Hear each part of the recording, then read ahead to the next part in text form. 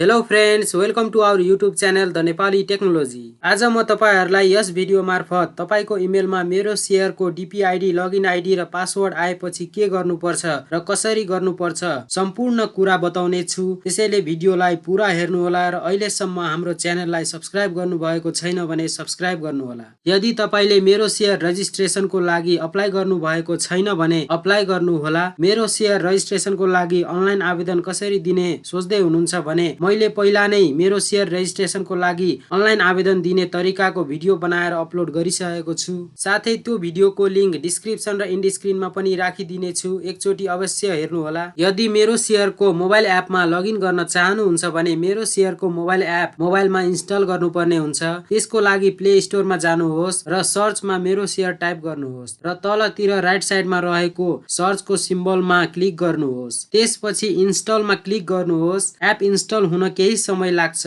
App install भइसकेपछि ओपनमा click गर्नुहोस्। यदि तपाई ल्यापटप अथवा कम्प्युटरबाट मेरो शेयरमा लगइन गर्न चाहनुहुन्छ भने ब्राउजर ओपन गर्नुहोस् र त्यसपछि टाइप अ युआरएल मा meroshare.cdsc.com.np टाइप गर्नुहोस् र इन्टर हान्नुहोस्। त्यसपछि डिपोजिटरी पार्टिसिपेन्ट्स भएको ठाउँमा तपाईले जुन ब्याङ्कबाट डिम्याट खाता खोल्नु भएको हो सोही ब्याङ्क चुज गर्नुहोस्। ब्याङ्कको नामसँगै ब्र्याकेटमा डीपीआईडी पनि हुन्छ।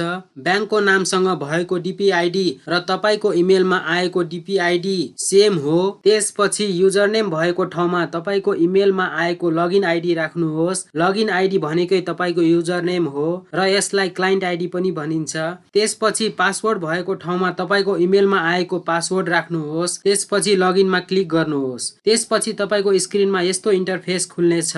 ओल्ड पासवर्ड भएको ठाउँमा लगइन गर्दा जुन पासवर्ड राख्नु भएको थियो त्यही पासवर्ड राख्नुहोस्। त्यसपछि न्यू पासवर्ड भएको ठाउँमा नयाँ पासवर्ड राख्नुहोस्। नयाँ पासवर्ड राख्दा नम्बर, स्पेशल क्यारेक्टर्स र स्मल एन्ड क्यापिटल लेटर्सको कम्बिनेसन गरेर राख्नु होला। नयाँ पासवर्डमा कम्तीमा पनि 3 वटा स्मल लेटर्स युज गर्नु होला र नयाँ पासवर्डको लेन्थ कम्तीमा 4 र बढीमा 15 राख्नु होला। कन्फर्म न्यू पासवर्ड भएको ठाउँमा न्यू पासवर्डमा जुन पासवर्ड राख्नु भएको थियो त्यही पासवर्ड राख्नुहोस्। त्यसपछि चेन्ज पासवर्डमा क्लिक गर्नुहोस्। यति गरेपछि तपाईको स्क्रिनमा password has been changed successfully भनेर देखाउँछ। त्यसपछि डिसमिसमा क्लिक गर्नुहोस्। त्यसपछि सुरुमा लगइन गर्दा जुन युजरनेम राख्नु भएको थियो त्यही युजरनेम राख्नुहोस्। त्यसपछि पासवर्ड भएको ठाउँमा पासवर्ड चेन्ज गर्दा जुन पासवर्ड राख्नु भएको थियो त्यही पासवर्ड राख्नुहोस् र लगइनमा क्लिक गर्नुहोस्। त्यसपछि ट्रान्जेक्सन पिन सेटअप गर्नुपर्ने हुन्छ।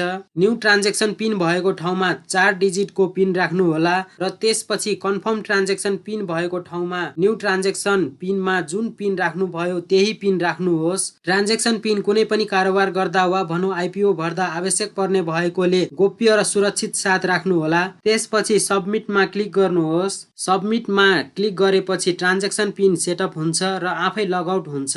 त्यसपछि युजरनेम र पासवर्ड राखेर फेरि लगइन गर्नुहोस्। यदि तपाईलाई आईपीओ भर्नु छ भने माई आस्बामा क्लिक गर्नुहोस्। यदि कुनै पनि आईपीओ खुलेको छ र त्यो आईपीओ तपाईले भर्न मिल्छ भने अप्लाई फर इस्युमा त्यो आईपीओ देखाउँछ।